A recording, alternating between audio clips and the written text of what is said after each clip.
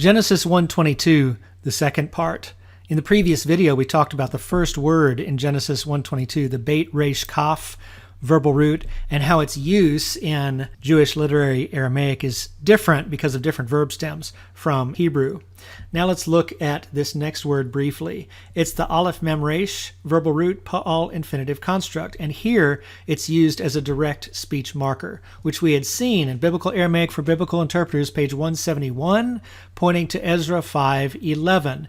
And this was the word they returned to us, quote, and then the actual quote follows, lamemar. Now we need to remember, just as in the Bible itself, there's another function for the Pa'al infinitive construct of Aleph Mem Resh, which is to say, to speak, that function. So we need to use context to distinguish between when this word is used as a direct speech marker, as it is in Genesis 1:22, and when it's used as something like to speak.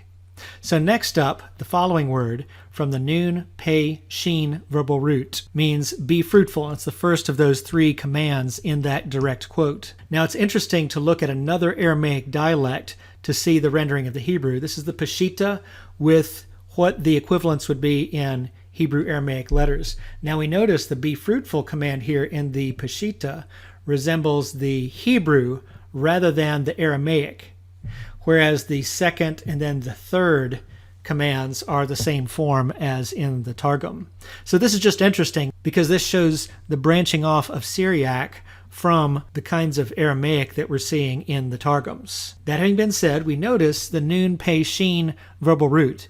In Hebrew, this means be refreshed or breathe freely. So it's a false cognate in Hebrew. Interestingly, the Nun Pei Shin verb makes us think of nefesh, the idea of breath, of life, that kind of idea. So all that having been said, now we move on to Genesis 1:23 in the next video.